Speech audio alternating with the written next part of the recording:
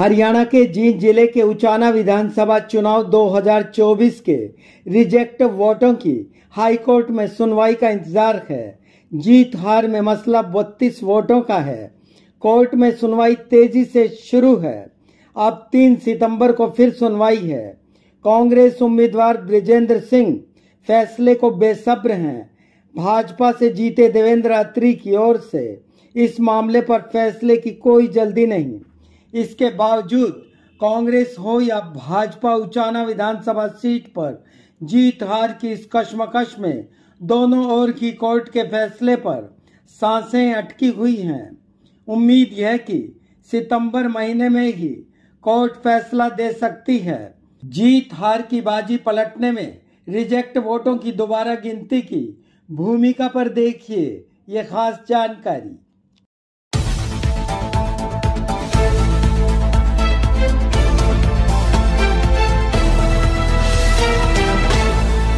हिसार लोकसभा में आने वाली उचाना विधानसभा सीट पर 2024 के चुनावों में महज 32 वोटों से हारे कांग्रेस उम्मीदवार बृजेंद्र सिंह की याचिका पर हाईकोर्ट में अगली सुनवाई होनी है। मार्च 2025 में बृजेंद्र सिंह ने हाईकोर्ट में याचिका दायर कर कहा कि महज 32 वोटों की हार जीत के अंतर के बावजूद रिटर्निंग अधिकारी ने कैंसिल वोटों की दोबारा गिनती नहीं करवाई, जबकि नियमानुसार दोबारा गिनती मौके पर ही करनी होती है। याचिका में आरोप लगाया गया कि 150 वोट सिर्फ इसलिए कैंसिल किए गए पोस्टल बैलेट के ऊपर स्कैनर ने ही स्कैनिंग न होने की असमर्थता जता दी। बृजेंद्र सिंह ने याचिका में कहा है कि वोटों की स्कैनिंग न होने पर भी प्रक्रिया है जिससे दोबारा गिनती हो सकती है, लेकिन गिनती के दौरान यह प्रक्रिया नहीं की गई। अब इन्हीं वोटों की रिकाउंटिंग पर बहस होनी है। इसी बीच राहुल गांधी ने वोट चोरी के मुद्दे को और आगे बढ़ा दिया है। राहुल गांधी ने जो कहा पहले वो सुनिएगा। अब मैं बीजेपी से कहना चाहता हूं, अच्छी तरह सुन लीजिए। बीजेपी के लोग अच्छी तरह सुन लीजिए। भैया, एटम बम का नाम सुना आपने? सुना है एटम बम का नाम? उससे बड़ा क्या होता है? उससे बड़ा क्या होता है? एटम बम से बड़ा हाइड्रोजन बम होता है। होता है नहीं होता है? माधवपुरा में हमने एटम बम दिखाया था। बीजेपी के लोगों तैयार हो जाओ, हाइड्रोजन बम आ रहा है। हाइड्रोजन बम आ रहा है, तैयार हो जाइए। आपकी जो सच्चाई है, वोट चोरी की सच्चाई है, वो पूरे देश को पता लगने जा रही है। राइट? बिहार की जनता, बिहार के युवा, बिहार के महिलाओं से मैं धन्यवाद करना चाहता हूं। ये क्रांतिकारी प्रदेश है। इसने पूरे देश को मैसेज दिया कि वोट चोरी नहीं होने देंगे। और ये जो आपने बिहार में किया है, हमारी जो मदद की, ये पूरे देश में फैल गई है, कोने कोने में फैल गई है।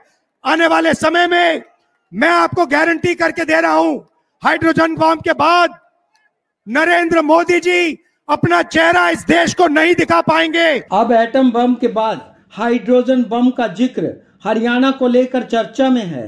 कांग्रेस नेताओं की ओर से वोट चोरी का अगला विस्फोट हरियाणा के लिए माना जा रहा है।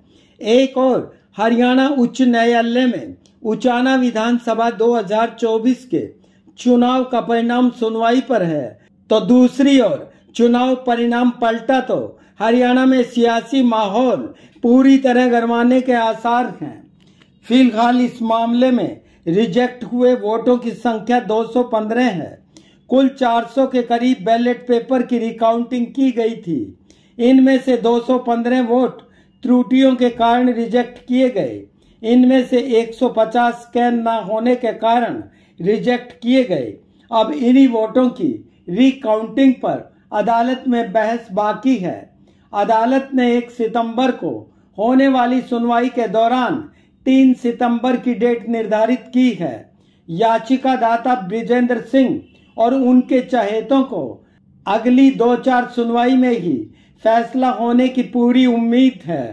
कांग्रेस के बड़े नेता बीरेंद्र सिंह अपने बेटे व उचाना से उम्मीदवार रहे बृजेंद्र सिंह के रिकाउंटिंग में 2024 के चुनाव परिणाम पलटने की आस है। हाईकोर्ट में बृजेंद्र सिंह की याचिका पर पिछली सुनवाइयों पर गौर करें तो देवेंद्र अत्री की ओर से सीनियर एडवोकेट सत्यपाल जैन द्वारा मांगी गई तारीखों पर अदालत का रुख और तेजी से सुनवाई की ओर बढ़ता मामला बृजेंद्र सिंह के लिए सुकून देने वाला हो सकता है, परंतु अदालत के फैसले का इंतजार सभी को बेचैन कर रहा है। उचाना विधानसभा के 2024 के चुनाव परिणाम की चुनौती पर याचिका की सुनवाई में रिजेक्ट वोटों की रिकाउंटिंग पर बहस होने वाली है।